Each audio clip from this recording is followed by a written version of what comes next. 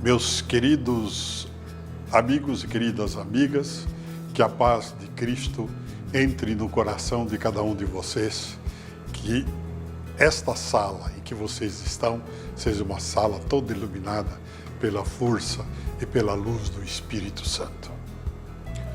Nós já estamos nos dias do começo dos grupos bíblicos de reflexão. E este ano, os grupos bíblicos vão ler muito os livros proféticos da Bíblia. Então hoje eu vou dar uma leve passada nesses livros assim, para mostrar para vocês o que são esses livros proféticos e quem são esses profetas, né? Na realidade, a gente tem a intenção de que o profeta é aquela pessoa que adivinha o futuro, que é um adivinho. Mas na Bíblia não é bem isso daí que diz. Profeta na Bíblia são aquelas pessoas que falam em nome de Deus. São aqueles que falam em vez de Deus. Porque Deus não tem condições de falar diretamente para o seu povo, ele elege algumas pessoas para que essas pessoas falam em nome dele. Seus profetas são aquelas pessoas que falam palavras que devem ser lembradas antes de serem fixadas. Elas foram faladas e depois é que foram escritas, né? Os profetas são homens e mulheres chamados por Deus para falarem em nome do próprio Deus. Por isso, em muitos textos proféticos, encontramos expressões oráculo do Senhor, assinalando que é o próprio Deus que fala pela boca do profeta e da importância dessas palavras, né? Aqui no livro de reflexão, tem uma explicação aqui a partir da página 35, que é interessante a gente ler para a gente poder entender o andamento desses grupos de reflexão. São algumas características dos profetas que aparecem na Bíblia. Primeiro, são homens e mulheres que conhecem e vivem a palavra de Deus e que têm íntima relação com ele. São pessoas bastante religiosas, são pessoas que temem verdadeiramente a Deus.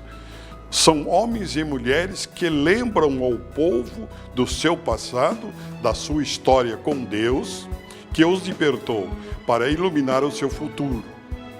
São pessoas que mostram para aquele povo judeu antigo, tudo aquilo que Deus andou fazendo na história deles, para que o povo nunca se esqueça desse belo Deus.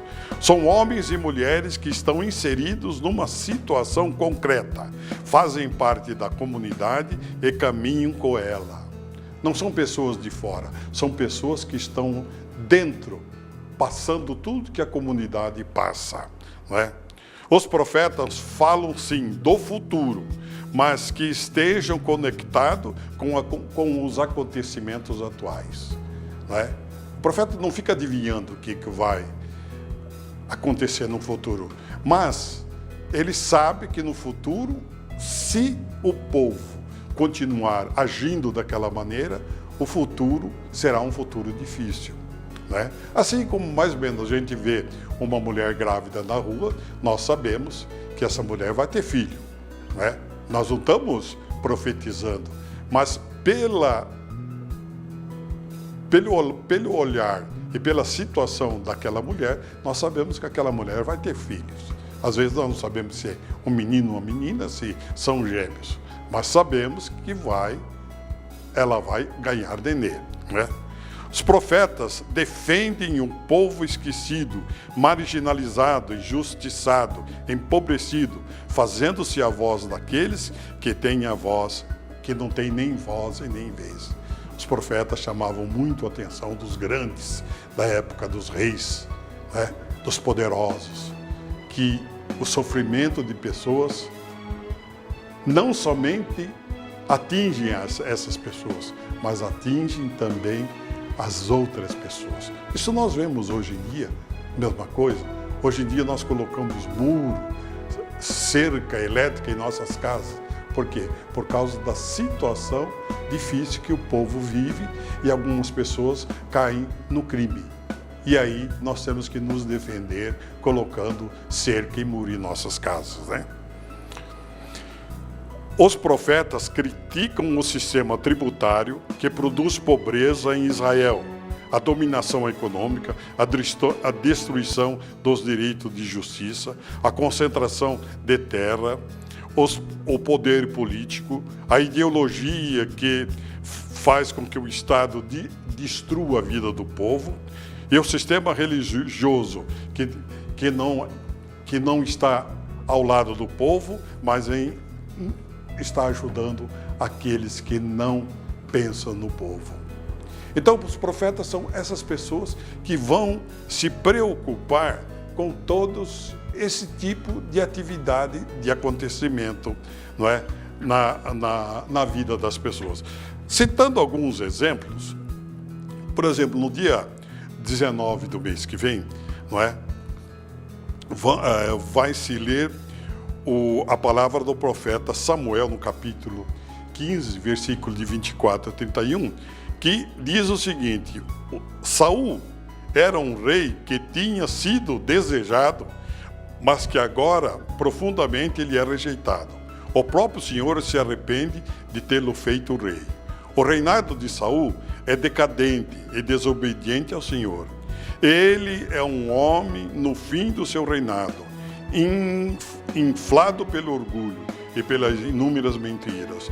Não é um fato, não é de fato um rei na vontade do Senhor. Os profetas vão e alertam Saul sobre essas suas atitudes, né? Outro, mais ou menos em abril, vamos ver aqui, não é? Em abril, nós estamos aqui também no livro dos Reis, que diz o seguinte: o início de atuação do profeta, famoso profeta Elias, no reino de Judá, que se deu por volta do ano 860 a.C. Nessa época, houve uma seca que durou mais de 3 anos.